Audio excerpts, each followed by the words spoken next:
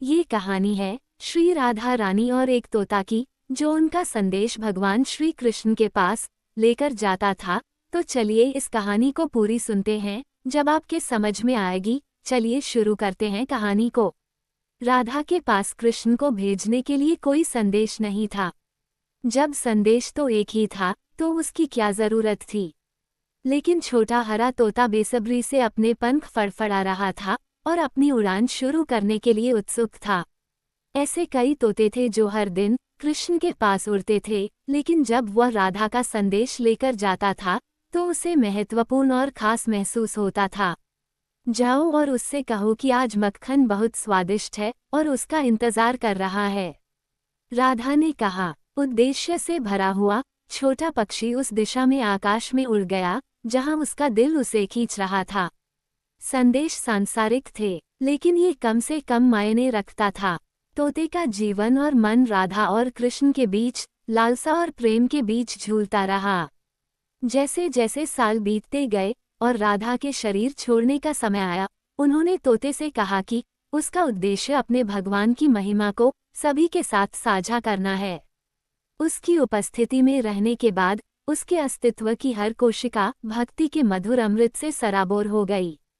लेकिन उसने केवल राधा के सरल संदेश दिए थे, वह भगवान की कहानियों का विवरण नहीं जानता था। एक दिन जब वह कैलाश में पार्वती के बगीचे में घूम रहा था, तो उसने देखा कि शिव उन्हें एक कहानी सुनाने वाले थे। वह सुनने के लिए ऊपर एक शाखा पर बैठ गया। सौभाग्य से शिव ने भगवान कृष्ण के जीवन की घटनाओं को विस्तार से बताना शुरू कर दिया और पार्वती जी सुन रही थी और समय समय पर एक सौम्य हम के साथ उनका उत्साहवर्धन कर रही थी। शिव कहानियों में इतने डूबे हुए थे कि उन्हें पता ही नहीं चला कि पार्वती सो गई थी। तोते को चिंता हुई कि शिव अपनी कहानी बंद कर सकते हैं और उसने पार्वती की कोमल आवाज की नकल की। आखिरकार वह जाग गई और शिव के कहानी समाप्त होने के बाद उसने बीच में सोने के लिए उनसे माफी मांगी। अब शिव की भौहें एक साथ आ गईं और उनकी तीसरी आंख खुलने को तैयार दिखी। यदि आप सो रहे थे तो आपकी तरह ही गुनगुनाहट की आवाज कौन कर रहा था?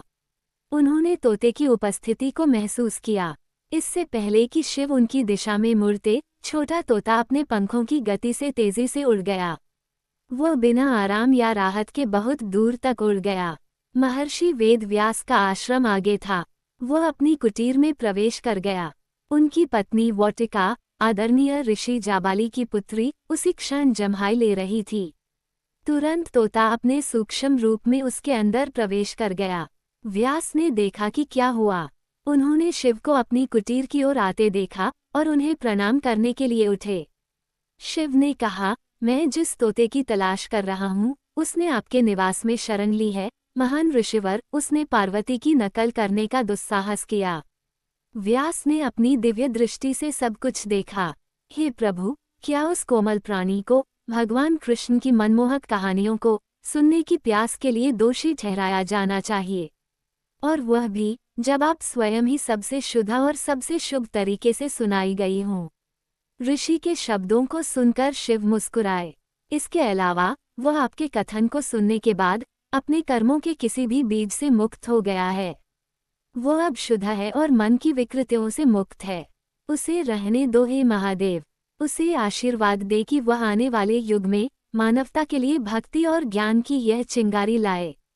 शिव जानते थे कि व्यास ने सच कहा था, क्योंकि तोते ने जो कुछ भी उन्होंने साझा किया था उसे बड़ी भक्ति और ईमानदारी के साथ आत्मसात कर लिया था। उन्होंने तोते को आशीर्वाद दिया और वापस लौट गए। व्यास ने गहराई से सोचा और मन ही मन मुस्कुराए, क्योंकि उन्हें पता था कि शिव का सात्विक क्रोध सभी के लिए अत्यधिक लाभकारी होगा।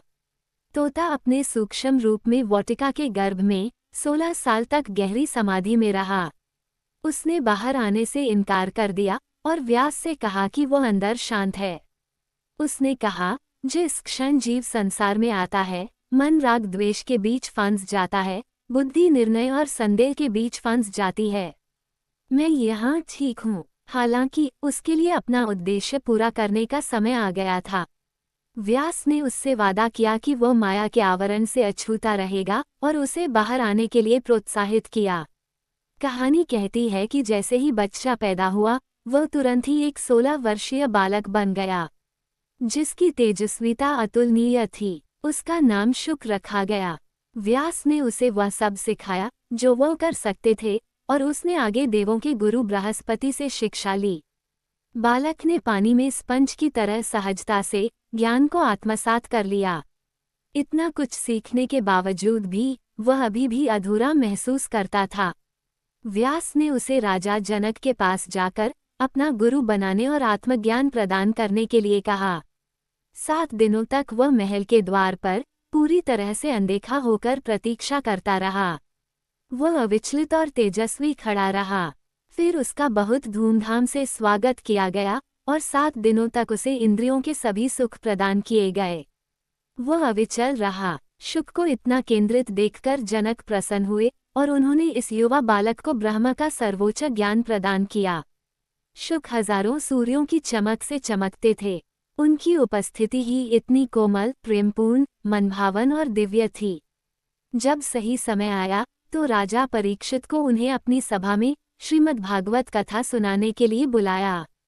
दयालु महादेव की पूजा करने के बाद उन्होंने अपनी कथा शुरू की। लेकिन जब भी कहानी में राधा का जिक्र होता तो वे उसका नाम नहीं ले पाते। राधा का नाम सुनते ही शुक गहरी समाधि में चले जाते, और जब वे फिर से बाहर आते तो उसके बाद वे बस कथा जारी रखते। और इसलिए ऐसा कहा जाता है कि श्रीमद् भागवतम में राधा का कोई उल्लेख नहीं है। गुरुदेव कहते हैं, राधा शब्द का अर्थ ही है अपने स्रोत की ओर लौटना। इसमें कोई आश्चर्य की बात नहीं है कि राधा के विचार मात्र से शुक के मन में गहरी अनुभूति हुई। गुरुदेव आगे कहते हैं, धारा का अर्थ है वह जो स्रोत से आती है, जबकि राधा का अर्थ है वह जो स्रोत में वापस जाती है। जब तक हम स्रोत तक नहीं जाते, हम भगवान कृष्ण का अनुभव नहीं कर सकते। भगवान कृष्ण स्रोत हैं और राधा स्रोत तक पहुंचने का मार्ग या रास्ता है। चाहे आप रुक्मिणी हो या सत्यभामा, जब तक आप राधा नहीं बन जाते, जब तक आप स्रोत पर वापस नहीं लौटते, आप भगवान कृष्ण को प्राप्त नहीं कर सकते। बोलो राधे राधे फोल्डेड हैंड्स।